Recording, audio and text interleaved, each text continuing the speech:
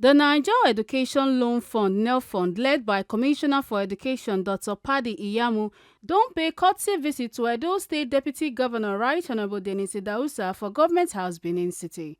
For the visit, the CEO MD of NELFUND, Akintunde Sawyer, thanked the Deputy Governor for the warm reception and come also chook mouth on top NELFUND wey Presido Bola Ahmed Tinubu set up, say na to help pipo wey no fit continue their education. Say dem know the importance of education, dat na why NELFUND dey on ground. E con still tok say dem want make Edo pipo dey aware so dat Edo institution and Edo indigenes wey need support go fit benefit from the loan. E con still tok say, we have a very clear mandate. The President, His Excellency President Bola Ahmed Tinubu, came up with this initiative that no Nigerian student anywhere in Nigeria should be deprived of the opportunity to gain tertiary education because of the lack of money. In order to actualize this vision of his, he set up this agency, the Nigeria Education Loan Fund. He's funded it, he's put political will behind it, having created a structure through an act of parliament that effectively says that we are to go and look for these students, those who are about to drop out, those who are considering not furthering after secondary level, that we should look for them. And if money is their issue, we should try to solve it. We've been doing that. It's one of the reasons why we're here. We recognize the importance of education to the people of this state.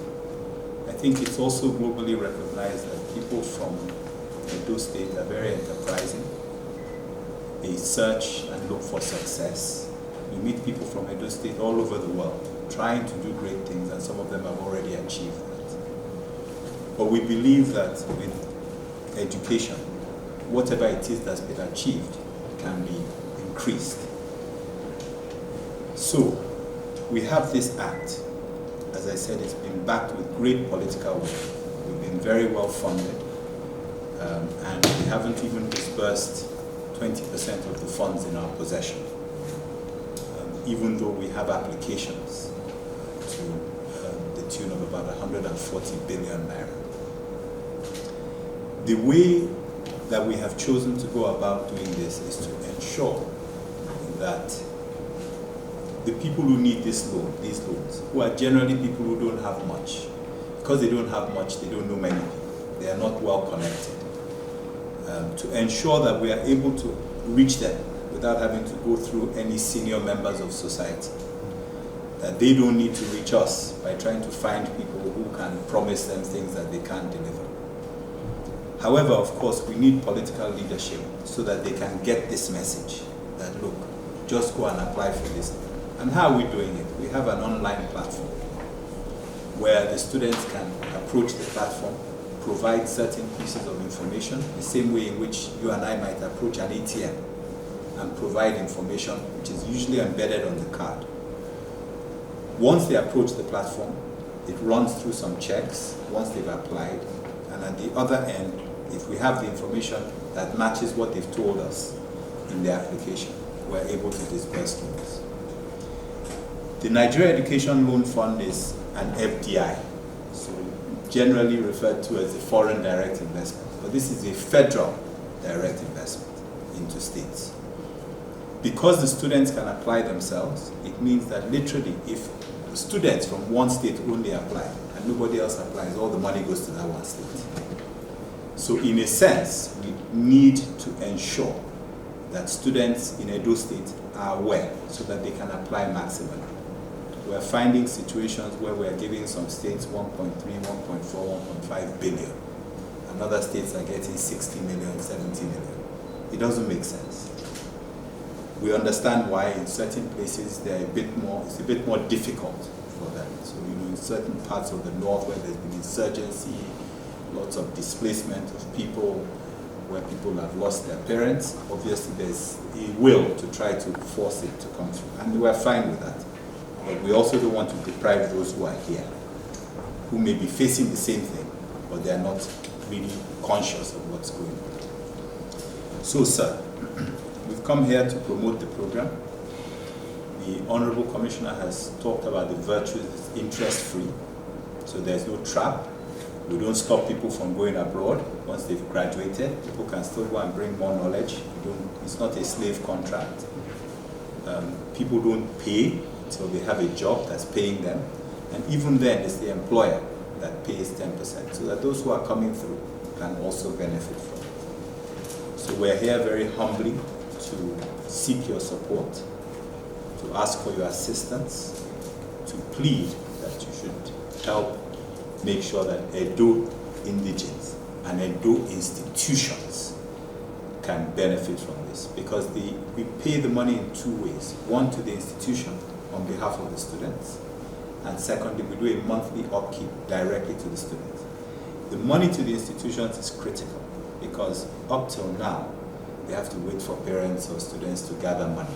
For in response, Deputy Governor Right Honorable Dennis Idausa welcomed Akintunde Sawyer to Edo State on behalf of Governor Monday Okpebholo, and also to raise salute to the Commissioner for Education, Dr. Padi Iyamu, and President Tinubu for the initiative. He talk say many pikins dem dey struggle to pay school fees, and promise say Edo State government go work with NELFUND to make sure say students go benefit from the program wella. Again, let me thank the Honorable Commissioner. I've been watching him for a few days. The sensitization I've been doing in collaboration with the NELFUND, I think that is needed. I want to thank you on behalf of the state government. Thank you very much. Let me also use this opportunity to thank the President of our dear country, President of Nigeria, Senator Bola Ahmed Tinubu, for this initiative. Because before now, many families go through a lot of challenges to be able to pay school fees for students across the country. But thank God for my former boss, the then Speaker of House of Reps, Femi Bajabi Amila. In the Ninth Assembly, this bill was sponsored by him and was assented by Mr. President, and that's what gave this opportunity to Nigerian students to be able to pay school fees. A lot has been said, and we as a state government, by the grace of God, we are going to collaborate with you for a very aggressive sensitization to ensure that almost all the students of Edo State benefit from this laudable initiative. The CEO MD of NELFUND, Akintunde Sawyer, and Commissioner for Education, Dr. Padi Iyamu, for their talk with Tori people, come here and say, in order to benefit from this loan, you have to be registered as a student, either within the institution or about to join of a tertiary institution. And by that, I mean universities, polytechnics, colleges of education, monotechnics owned by government, either owned by the federal government or owned by state government, so that it's a non-profit. We're actually trying to also ensure that we invest in our educational institutions that belong to the people. The criteria is that you have to be a Nigerian, you have to have entered the institution using JAM, you have to have a bona fide bank account or a BVN if you like, and you have to either have a matriculation number, in other words, you've matriculated, which I think we're going to do later today, we're going to join in a ceremony, or you have to have an admission number for those who are coming in afresh. So what we're actually doing is we're not so much tracking the people, we're tracking the organizations that employ them. We're not going after people. We're not saying, oh, you've taken a loan, so we're going to come after you. We will track people in order to see whether they have jobs or not. And if they don't have jobs, we're going to try to assist them to find jobs, because we want to get paid. But the way the repayment system works is that the institution, the organization, the company that employs people will be able to go to a database and put in a NIN number. to say, okay, I'm about to employ this person. Do they have a loan or not? That database will give them feedback to say, yes, they have a loan or no, they don't. If they have a loan, then the organization that's employing them is required by law to deduct 10% of their salary, of that person's salary, and remit to the fund. If that person gets sacked, if they resign, if they lose that job, if they walk away from that job, the repayments stop. So we don't track people in order to go after them. We track companies to say, if you are benefiting from this person that we helped to fund, you must return some of that money to the fund. And if they don't do that, then they can be prosecuted. There's only one exception to what I just said. If people are self-employed, in other words, you decide to go and start your own business, we expect you to make that remittance from that company that you own yourself. Otherwise, you're breaking the law. We'll verify with the school records. And once you are a student, bona fide student, you are there. You are home and dry. So it's a very seamless process, a very straightforward process. I must commend Mr. President and, of course, our amiable and dynamic governor for initiatives like this and for providing leadership.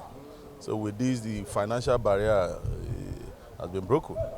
Every Edo child, the world is theirs to conquer from now on, from basic to secondary and now tertiary. So what more can one ask for in the government? For another courtesy visit, the Parliamentarian Staff Association of Nigeria, PASAN, from Edo State House of Assembly, led by Comrade Haruna Farouk, also entered Government House to visit the Deputy Governor. For his speech, Oga Farouk Kontok said them come to pledge their full support for the Okpegolo-led administration and come to raise salute to the Deputy Governor for the opportunity to meet and talk, plus say in they look forward to collaborate with the government as he also took out and touch some challenges with them they face. That the powerhouse of the legislature has come to appreciate the effectiveness and the efficacy of a trustworthy Deputy Governor,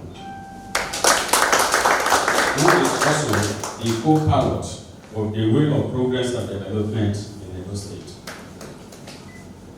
Your Excellency, sir, we as leaders of Parliamentary Staff Association of Nigeria, PASAN, Edo State chapter wish to be among other concerned Edo people to pledge our support, our loyalty in solidarity, and to also congratulate you on your assumption of office as the Deputy Governor of Edo State. On behalf of myself and my delegation, I am honored to pay this courtesy visit to Your Excellency today. We are grateful for the warm reception and the opportunity to interact with you, sir. Over the years, as employees of the legislative arm of government, we have enjoyed the harmony that exists between the legislative and the executive arm of government. I pray that in your tenure as Deputy Governor, this relationship is further strengthened. We look forward to collaborate with the executive arm of government and to explore areas of mutual interest that will benefit the people of Edo State.